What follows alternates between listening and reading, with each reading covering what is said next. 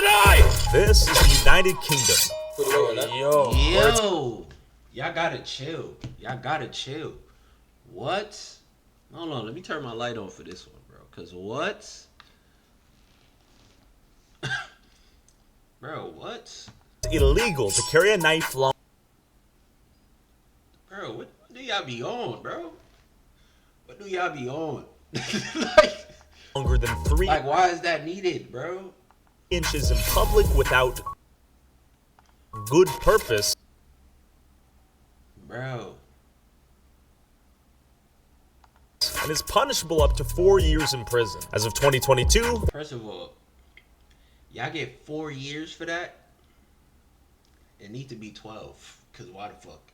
Like, why do y'all need to be carrying around them long ass knives, bro?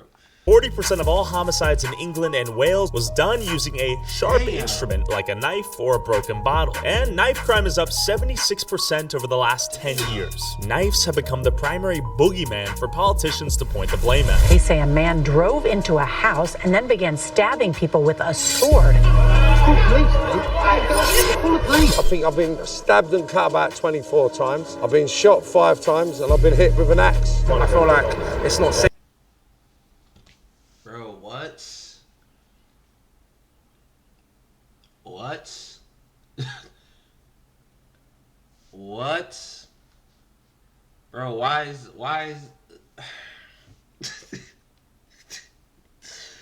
what, bro? He's a real goon, bro. He's a real goonie, bro.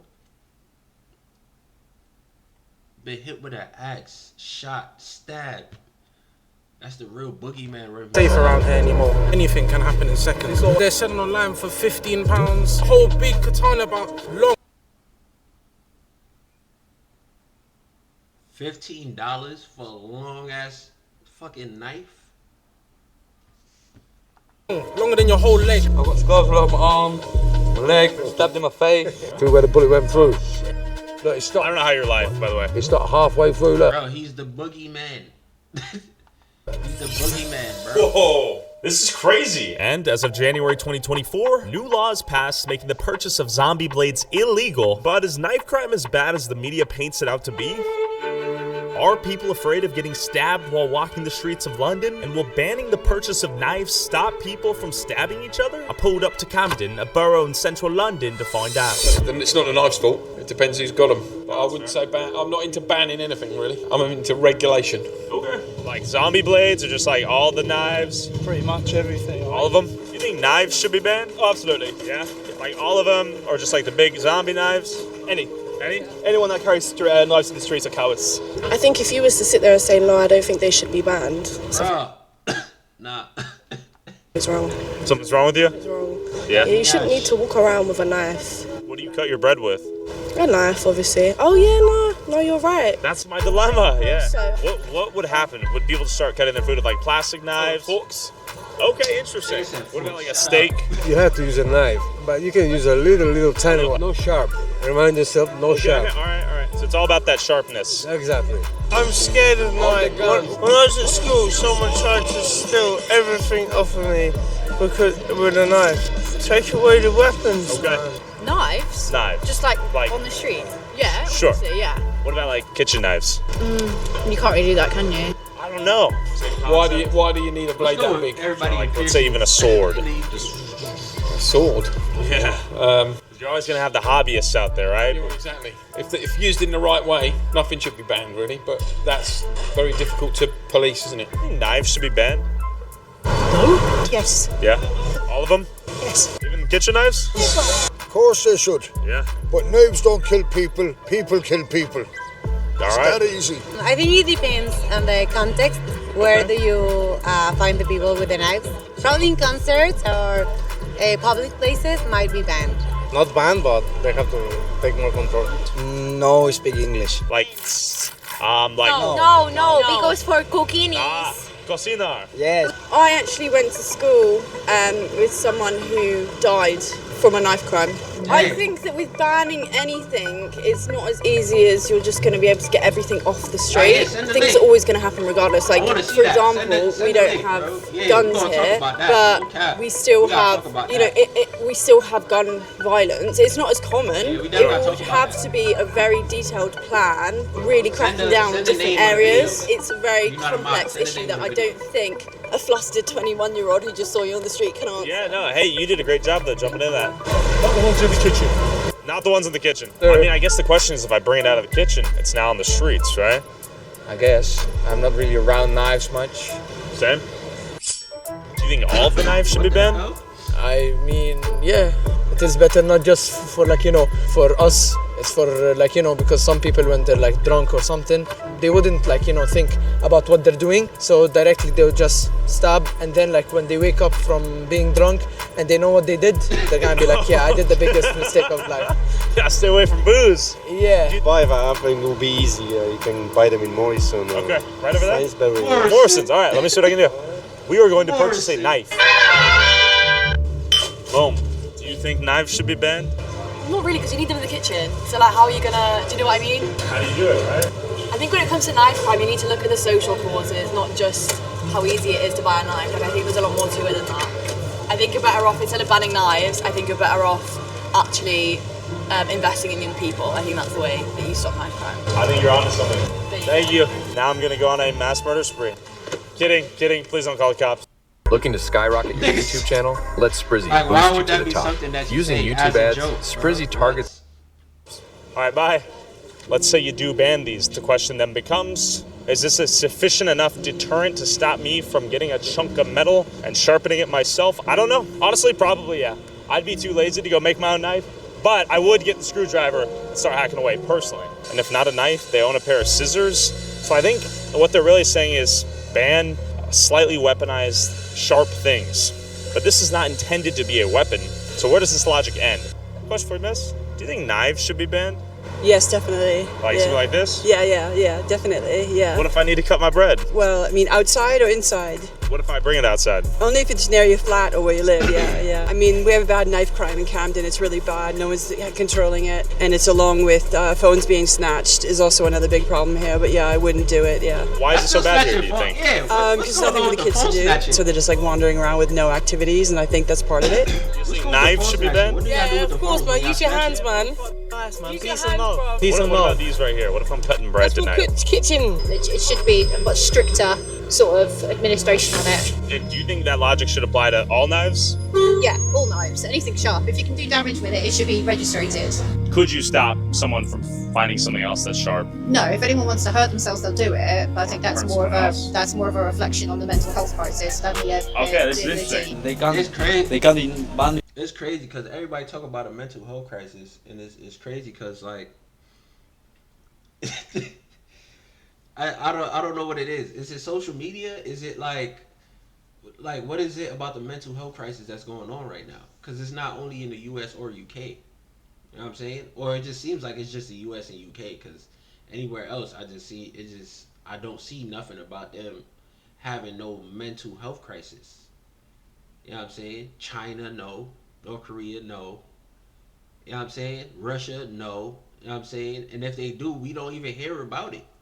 So it's like only the US and UK that I really hear about like mental health crisis. Like, you know what I'm saying? Walk on, bro. Because you have to use them for eating. Sure. What about like a sword?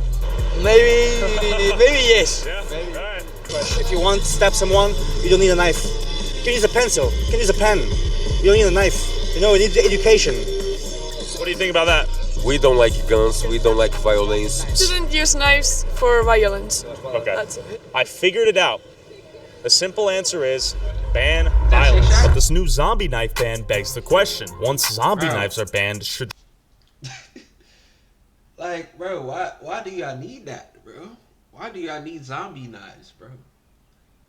I'm not gonna lie, the stabbings in New York is getting crazy, bro. The stabbings in New York, because I feel like that's the only way people could protect themselves in New York is by having some type of knife on them. But the stabbings in New York is getting outrageous, bro. Like, New York is probably this close away from ordering zombie knives themselves. Like, you know what I'm saying? And that's when shit is really gonna get treacherous, because you got all the immigrants, you feel me? New York was just already built on immigration anyway. But still, you got all the migrants and, you feel me? Niggas not getting no work, ain't really no money in New York like that. You know what I'm saying? It's like everybody gonna turn to the zombie knives in a minute in New York. No cap. Regular kitchen knives also be banned? Can a government regulate violence out of people? Or will people just find other creative ways of hurting each other? I pulled up to Edmonton and met up with Farron, an anti-knife crime activist and vigilante superhero who runs a knife amnesty program. Look at that. Where he meets up with knife owners, allowing them to anonymously turn their knives in, avoid criminal charges. Bro, look at the knives on the bottom. Bro, what is that? That looks like some Assassin's Creed shit. Charges for possessing them in the first place, all while taking knives off. Where are you using that? Where are you using that? How are you gonna use that? You just flinging it and hoping to catch somebody. Like, what? Bro. The streets. Young people see me as a place of hope and a place of relief where I'm able to take their weapons with no consequences. It's anonymous. I'll then dispose of them through the police, or is that his name? I don't even know his name, to be honest. I'm not even gonna lie to you. Is this? Yeah. Tyler, yeah. Facts. Processing them ourselves and melting them down into other objects out of state of store that can be used for the bettering of young people in the community. Like, the main aim is if we can transform these young children's mental thinking, then hopefully that should transition to positive actions. And how many knives would you say you've retrieved from the youth the time you've been doing this? Damn. Just under 5,000. Was that a fucking ninja star on the table? No way. Young people in the community. Like, the main aim is if we can transform these young children's mental thinking, then hopefully that should transition to positive actions. And how many knives would you say you've retrieved from the youth? Bro, what is that?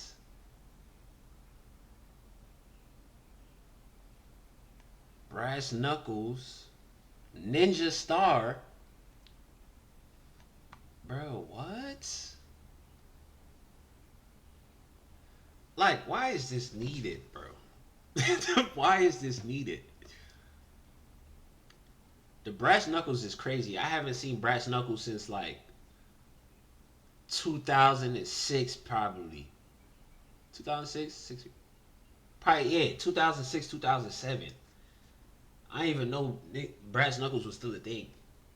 Like, the time you've been doing this? Just under 5,000 right now. Whoa. Yeah, there's a lot.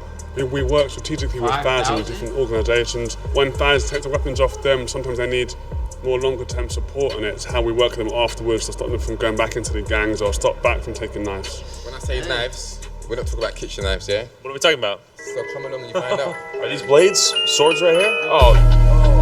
This is what Faz got just yesterday. What? Yeah. Mate, all you got to do is look at the news. They're going to see that people's been getting nearly decapitated with machetes. Yo. Oh, whoa. Yeah. I thought it was nothing as well until I saw that hanging at the end of it. That could do some damage. I mean, we're getting creative here. This is like Viking-esque. The serrated edge is like brutal. Brutal, isn't it? But and that's just like intended to inflict pain. Look at this steel. It looks like proper hardened steel. Yo. Yeah. This is cool. I mean, hold that. All right. I'll hold that for you. Put it apart. Whoa. This is crazy. I mean, this looks casual. You could be chilling. You'd be like, looks like a little bamboo stick. Yo. I mean, would this even hurt? You're the person with the gun. The person who would do anything to protect the ones.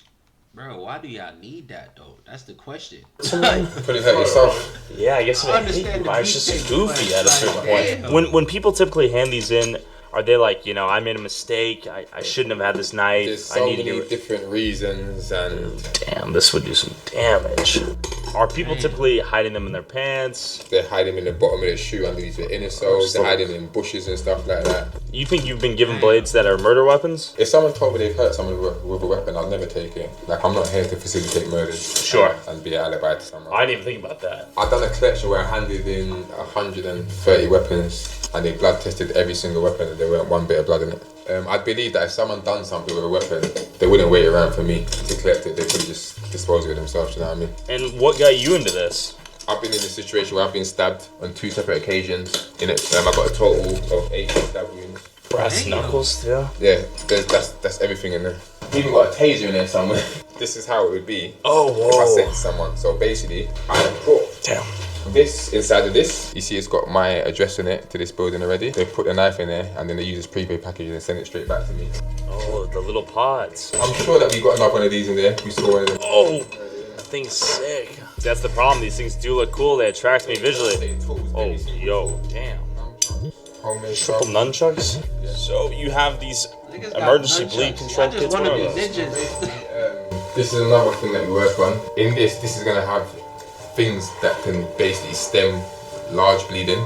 We've got the faux blanket, so if you lose too much blood and you're going to shock, just to keep you warm. We then got a tourniquet that would be used to stem bleeding. You put this 4 inches over the wound, not too tight, not too loose, and that will stop excessive blood loss. Then we've got the open vented chest seals. That's something that if you get any stab wounds in the chest area, you have to put this on and it will stop air from going into the body and basically collapsing the lung or causing more problems. And do you think this should be standard issue for people these days? You know what the thing is about it, right? What? There's first responders, and a lot of people see first responders as the emergency services, but you need to think about it. A young group of children walking home from school, who's really the first responding? The friend that's seen it happening. And if their friends have got the right knowledge or the right equipment to stop bleeding, because usually if you get hit somewhere in the, like if you get stabbed in your artery, you can bleed out in minutes. Tyler, you know what it is when you get stabbed? Dummy. Your adrenaline is rushing and you don't even realise you got stabbed because it feels like you're getting punched. Where I really noticed it was a bit weird was, you know when you bleed, you can feel the blood trickling on you down your body. But when I touched my neck, there was no blood on my hand. Is that you got stabbed? I got stabbed in my neck, my head, my chest, my back, my bum. 18 times. I got stabbed 9 times once, then 9 times the next time. It goes all the way down there across my... Holy shit. That looks painful. Yeah, across my clavicle bone. I mean, it healed quite well. But when I touched it, there was no blood coming, but I could feel the blood dripping, but I was bleeding inside. So it's forming a hematoma. I lost 40% of my blood though. They put me to induced coma. A day into the coma, I jumped out of my induced coma and I grabbed the nurse by her hair, started pulling my wires out because obviously I was in shock. My body's fighting from shock, do you know what I mean? So they basically shot now and again. Then I got up and I had a tube out my neck, tube in my arm, drip in my other arm, tube in my foot, I had a catheter in, and there I was just like, f*** me, man. But my main problem was like, it gave me nerve damage. So I had a lot to work back from. It's like a big shock. Like when I got stabbed, it's like a big blur of white. It went jing, and I just heard a big ringing noise like that, and I couldn't understand what happened. Like out of the 5 nerves that control your neck and your arm and all that, 4 of them got cut straight through. The 5th one got severed. The guy stabbed me once, stabbed me twice. But the second stab in my neck, my arms went down, bang like that. I was trying to fight him off, and he just kept stabbing me, and I fell on the floor. And I was like, I remember thinking, fuck. I was like, I've never lost a fight before, what the fuck just happened? I was like, man. All I thought in my head, I got defeated. And then after that, it's like, he started to go one way, I started to crawl off like that. I was crawling off, I was like, and I said to me, bastard. And then he come back to me again, and I was crawling off, I was like, oh, me. Then he stabbed me in my f***ing spine, just by my spine, and stabbed me on the bottom of my bum again. I was like, man. And after that, the f***ing police come in it. I'm trying to be normal now, do you get me? I'm not trying to get arrested. They've come up to me, they're like, oh, we heard there's been a fight, what's going on? I said, nothing, man. I said, I'm good, man. No, nothing's going on. And she's chatting to me. Like, these times, I'm starting to fade now. I've just been stabbed 9 times, innit? So I'm just like, she's like, you're right? I'm like, yeah, I'm cool, I'm alright, man. I said, what's wrong? I said, I'm tired, I've been jogging, but these times I'm in the process of losing all my blood, do you get me? Yeah, you die. And then she's like, cold red, multiple stab wounds, bruv. Literally, I look down, my top's just going like that. It's just getting redder, my neck's redder. My hair was hanging on my shoulder. I just remember getting rushed to the hospital. I just remember saying to him, like, why ain't my arm working? And he just said to me, like, our main thing is to stop you bleeding right now. Do you get me? I lost so much blood. And after that, yeah, man, just literally the road to recovery. It went from anger, revenge, and I think that's why I've just got such a fight against knife crime. I feel like every single day I take a knife off someone, I feel like I'm getting my bit back at knife crime for what happened to me, do you know what I'm saying? So it's just like a forever burning furnace in my chest to just do what I can towards knife crime, do you know what I'm saying? Yeah. I mean, who was this guy? So he had a fight with a female family member. I come back and defended it hand to hand, and smacked him up. Then he come back with a knife, and I used to pride myself in fighting, man. Do you know what I'm saying? Like that was me. Like I'd have a fight. I wasn't a bully or nothing, but I could definitely hold my own. Think about it, I got stabbed 9 times once, then I got stabbed 9 times again. If I was a habitual knife carrier, I would have been the one doing the stabbing. And even to this day now, I'd never carry a knife. Like I'm good, and the life that I live, it'd be very, very strange for me to get in any sort of incident. Did you always want to be in this line of work? That's crazy. Yeah, and that's gonna be turning me, do you know what I mean? You see America, you see when you say you're gonna give someone a life sentence, they be like, you get 100 years plus 2 more life sentences. Now that's a real life sentence, yeah? Sure. In England, when you get a life sentence, someone's been in jail for a couple of years, they get 12 years, do half of it before you know it, they're out in 4.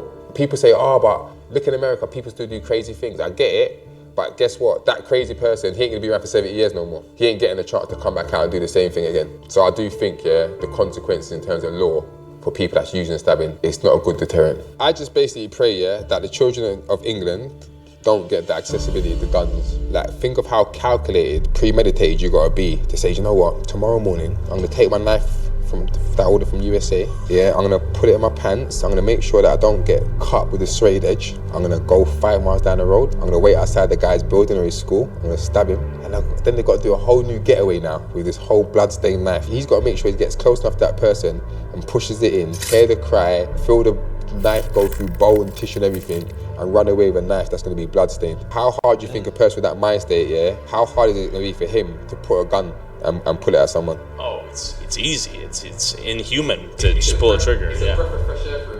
This is wild that people are buying these for 50p. I mean, I don't know why. Like 60 cents, bro. How is this even possible? Well, these guys are not only taking these blades straight out of Elden Ring off the streets and into safe hands, they also melt the metal from these blades and turn it into things like gym equipment for at-risk youth to use at this youth center they're building. We got a partnership with Amazon. All their defected goods or return goods, they come to us, and we basically get an engineer, fix them with young people, and we give them out to the community or people that's in need of them. We've got about 28 rooms that are done. These are some of the rooms. We've got about 37 to go. We've got upstairs, downstairs, massive photography and film studios, media rooms, and we really want to do a lot of dynamic activities to really empower and support these young people. All here, from end to end, there'll be one massive video wall. Yo!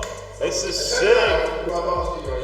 Yeah! With resources to turn in your weapon and chill in a safe environment after school, you gotta wonder why young men are buying these weapons in the first place. I met up with Marvin Herbert, ex-career criminal, gangster, and alleged killer. He learned his lesson the hard way though after getting shot in the face and balls. And he now advocates for the youth to stay away from the life of crime he once led. But before we meet Marv, have you ever had someone place a paper bag full of burning dog poop on your front door after Googling your address, finding where you live, and hunting you can help you keep your...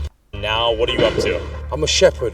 I'm leading the people towards a better destiny, a better outcome, and a better sort of journeys. Do you know what I mean? Like, I'm steering people away from my old existence into a light of love and acceptance and sort of a selflessness. And was there something that happened to you that led you to switch your path and pivot? Yeah, well, basically, if I'm being honest, I got arrested in 2012 for 4 murders, and I got extradited from Spain to England to stand trial. Whilst I was on trial, and one of the people that used to work for me ran a bill up. We used to give people drugs and everything to sell, and this one kid ran a bill up that was exponential, and he needed to be taught a lesson. So I wanted to hurt him. When I went to hurt him, I kind of found out he was my son's best mate, or one of my son's closest friends, and I realised the ripple effect of the actions I was committing was just harming kids, and it's got to stop. And that was that in 2014 I decided not to engage in criminal activities where young people are risking their life, their liberties and their futures on a product that ain't going to get them anywhere. And then basically I've had to go through a transition of losing all my money, all my assets, all the bits and pieces that I accumulated in that world. I had to let it go to start my journey fresh, so I can demonstrate by example on how to change your life. I see a scar across your face. Yeah. Is that a prosthetic eye? Yeah. Look. Did you get shot in the eye? Yeah, I got shot, point blank range. I got shot in my leg. It went down my penis and shot my right testicle out. I got shot in my arm. It bounced off the floor, went through my hip, and exited my 7 and 8 lower vertebrae.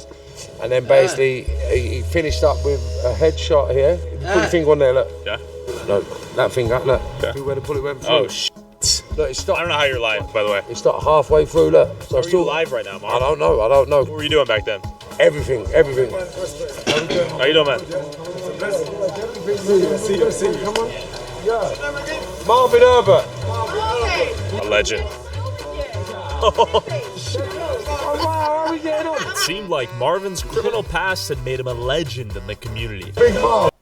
At Extreme Experience, we believe the world's most exciting... Marvin, OG in the hood. Yeah, there we go. Have an amazing afternoon, ladies. Don't let yourself down.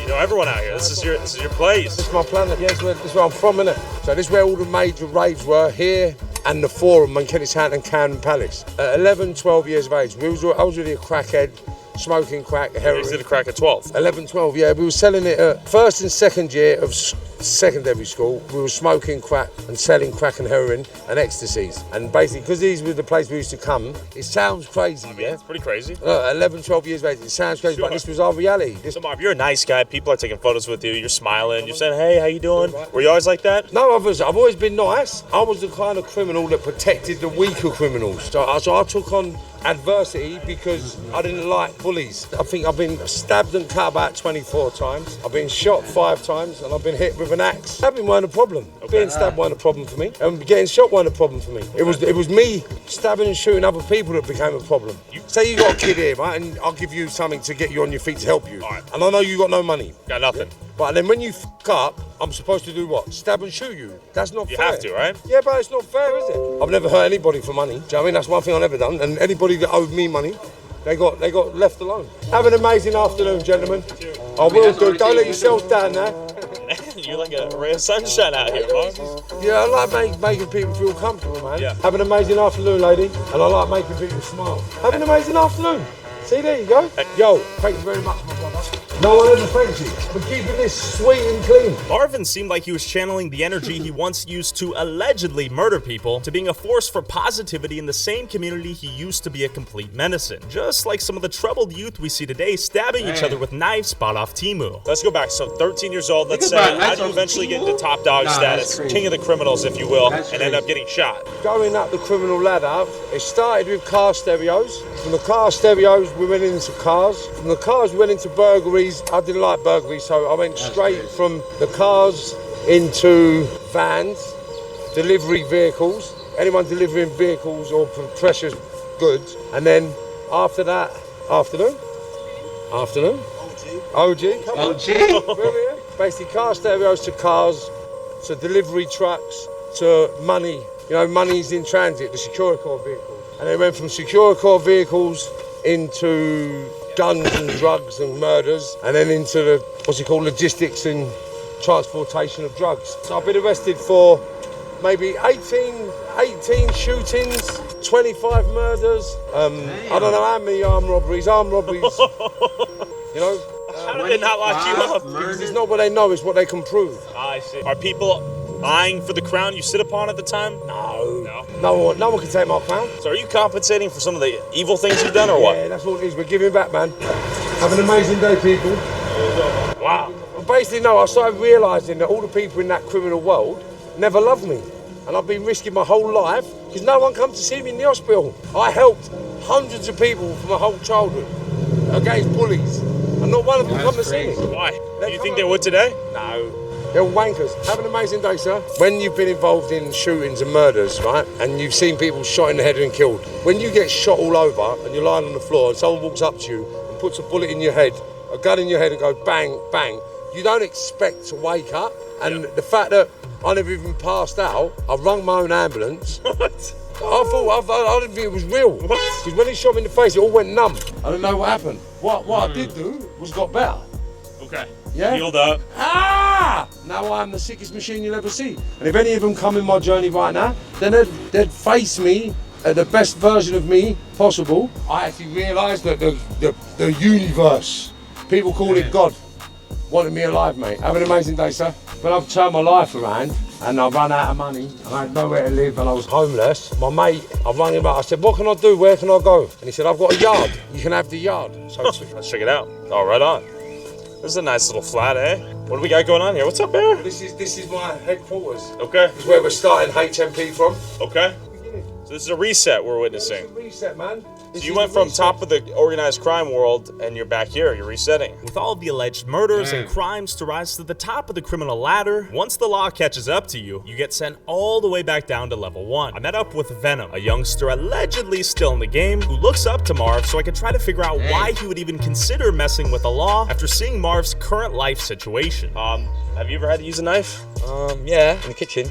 Okay. And you're kind of a new gen criminal or what? I wouldn't say I'm a criminal, it's just that get by in life, do you know what I mean? Work for government. I don't see working a 9 to 5 going to get you a nice car or get a mortgage or, do you know what I mean? When you're government, you're locked in.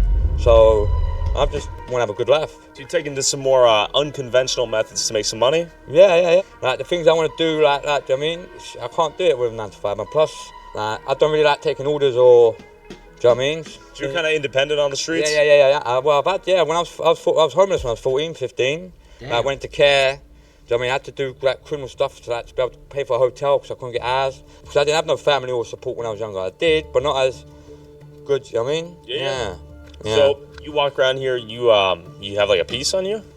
I ain't gonna say too much, but what's something one might protect themselves with out here? Well, out here in London, anything goes, mate. You could have a bottle of acid, a chiv, a pinger. Bottle of acid? Yeah. Huh? Yeah. A bottle of acid is crazy. Cause why do y'all feel like y'all need to be throwing acid on niggas? Like, that's crazy. Like, when you're on the roads, it's different. It's not like you're law abiding citizen. You can just walk down the street and, do you know what I mean? Yeah, you got to look after your shoulder. You don't know who's who. You don't know who's talking behind your back. You don't know who's trying to stab you in the back or set you up. So it's not a nice life, but it builds you into a strong person. I got stabbed 3 weeks ago as well. You got stabbed? Yeah, I see. 3 weeks ago. Whoa! That's another one. I've got scars all over my arm, my leg, stabbed in my face. I don't give a fuck who you are, what you've done in your life. What status or whereabouts, do you know what I mean? You piss me off, you could be Conor McGregor, I ain't Joshua. You know, I know I'm going to lose in my head, but I'm not losing, I'm winning. I'm going to step toe to toe, and if I get knocked out, sweet, I'll go and I'll come back with a bigger thing. Do you know what I mean? That's how it is. I ain't backing out for no one. Thing, we're talking maybe a chicken cutter? I don't know, it might be a paintball gun or something. So, I mean, I got this from an unknown source, but this is pretty standard carry out here, or what? Yeah, that's normal. That's the people run around with a kitchen knife, or what? You know what I mean? People run around with Rambos, ZKs. You know what I mean? Took my arm off. You know what I mean? Yeah. So in the kitchen, do sometimes you gotta get something sharp and chop away at the rotisserie chicken? Yeah.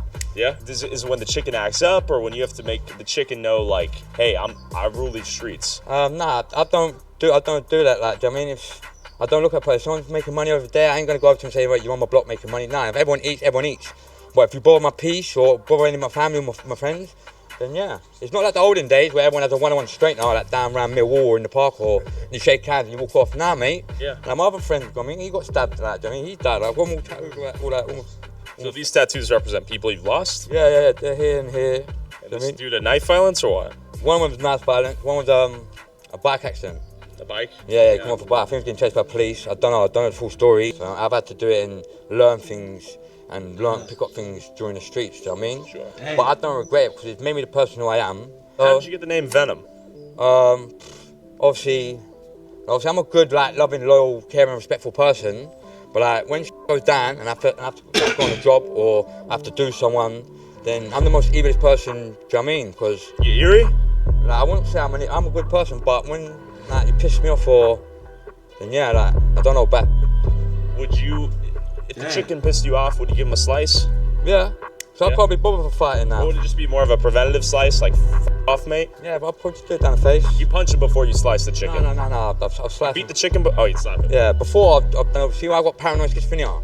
Like, I'd rather do the geezer before he does me. Like, I got stabbed in my chest, like, do you know what I mean? I was very close, I didn't die. But the doctor said I've never experienced anyone that's been stabbed in the chest and how they are now. I said, mate, you just got to keep positive.